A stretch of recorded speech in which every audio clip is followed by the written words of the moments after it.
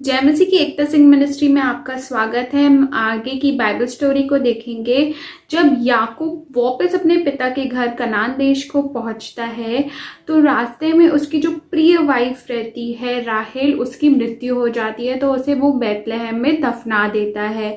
और जो राहेल और याकूब का जो बेटा यूसुफ रहता है वो उसके दिल के बहुत ही ज़्यादा करीब और उसका बहुत ही प्रिय पुत्र रहता है, क्योंकि वो एक धर्मी मनुष्य रहता है, आज्ञाकारी मनुष्य रहता है और बहुत ही बुद्धिमान और समझदार व्यक्ति रहता है। लेकिन उसके जो भाई लोग रहते हैं बहुत ही ज़्यादा क्रूर और कठोर होते हैं। यूसुफ जो रहता है वो अपने पिता को उसके भाइयों के बारे में बताता है कि वो कैसे बुरा व्यवहार करते हैं, बुरे कार्य करते हैं, इसलिए उसके जितने भी भाई लोग थे वो उससे बैर रखते थे, उसे बिल्कुल पसंद ही नहीं करते थे और उससे और ज़्यादा चिढ़ने लगे थे जब याकूब ने उसे एक ड्रेस दिलाया, एक कोट दिलाया जो कि प्रिंस लोग पहनते थे, रंग बिरंगा कोट दिलाता, तो उससे और ज़्यादा उसके भाई लोग चिढ़ जाते हैं और उससे बैर रखने लगते हैं। यूसुफ ने सपने देखा कि सब कोई खेत में है और कटाई कर रहे हैं और सब कोई पूला बांध रहे हैं, यानी कि बंडल बना रहे हैं। और फिर अचानक से जो उसका बंडल होता है वो खड़ा हो जाता है और सारे बंडल्स जो होते हैं बाकी उसको घेर लेते हैं और बो डाउन होकर उसके दंडवत कर रहे होते हैं। तो जब ये सपने उसके भाई लोग सुनते हैं तो वो उससे बहुत ज़्यादा गुस्सा हो जाते हैं और बोलते हैं कि हम तो कभी भी यूसुफ को दंडवत नहीं करेंगे। यूसुफ ने एक और सपना देखा कि सूरज, चंद्रमा और 11 तारे उसको झुक के दंडवत कर रहे हैं। और जब ये सपनों के बारे में उसके पिता याकूब को पता चलता है तो वो भी गुस्सा होने लगता है और कहने लगता है कि क्या मैं, तेरी माता और तेरे बाकी 11 भाई तुझे दंडवत करेंगे। तो इस बात पे यूसुफ सोचता है कि मुझे ऐसा सपना क्यों आ रहा है, विचार करने लगता है और उसके भाई लोग और ज्यादा उससे क्रोधित हो जाते हैं। याकूब ने अपने बेटों को शेतेल नगर में जाके अपने भेड़ बकरी को चराने के लिए भेजा था, यानी यूसुफ को छोड़ के बाकी भाई लोग भेड़ बकरी चराने थोड़ी दूर गए थे, यानी कि वहाँ शेतेल नगर 60 माइल्स दूर था, उतनी दूर वो भेड़ बकरी चराने गए थे। तो याकूब अपने बेटों के बारे में जानना चाहता था, पूरी सच्चाई जानना चाहता था कि उनका व्यवहार कैसा है, कैसे हैं वो। तो वो अपने छोटे बेटे यूसुफ को भेजता है उनके पीछे। तो यूसुफ अपने भाइयों को ढूंढते ढूंढते जाता है तो वो यूसुफ को वहाँ पे नहीं मिलते हैं। उनको पता चलता है कि उसके भाई और आगे बढ़ गए हैं, जो कि उस जगह से 15 मील और दूर है। तो वो अपने भाइयों के पास 15 मील और आगे जाता है। जब तो यूसुफ उनके भाइयों के पास जा रहा होता तो यूसुफ की उम्र लगभग 17 वर्ष की थी। यूसुफ ने अपने भाइयों को ढूंढने के लिए दोतान तक का सफर किया।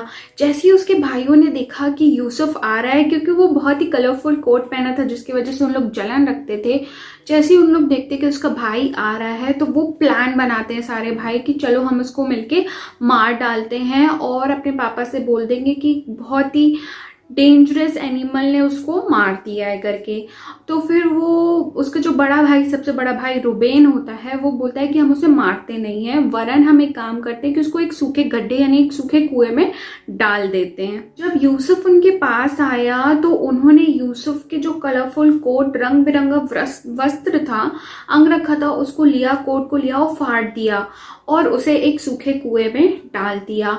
उसी टाइम पे क्या होता है, एक इस्माइली लोगों का दल, एक ग्रुप वहां से जा रहा होता है जो कि मिस्र देश को जा रहा था, क्योंकि उन लोग वहां पे मसाले सेल करते थे और परफ्यूम्स बेचते थे। तो जब वो ग्रुप जा रहा था तो वो यूसुफ को निकालते हैं वहां से और 20 चांदी के टुकड़ों में उसे बेच देते हैं, उस दल को, इस्माइली दल को बेच देते हैं। तो वो यूसुफ को बंदी गृह कर लेते हैं और फिर वो बंदी बना के उसे मिस्र देश को ले जाते हैं। यूसुफ को दास बना लिया गया और मिस्र देश को ले जाया गया।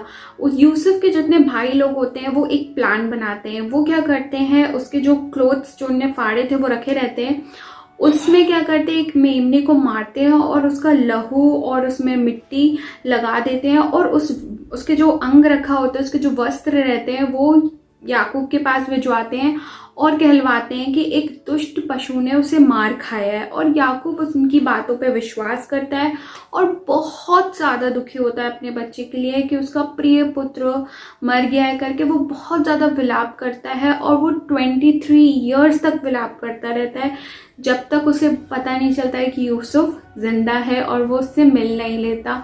और कोई भी उनके जो पुत्र रहते हैं याकूब को कंफर्ट नहीं दे पाते हैं।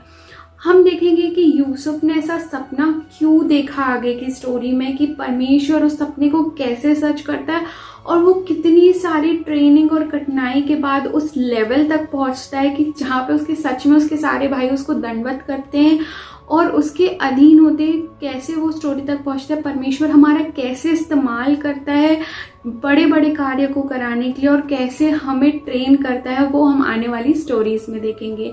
इस छोटे से वचन को सुने जाने पे परमेश्वर आपको बहुत सारी आशीष दे। आमीन।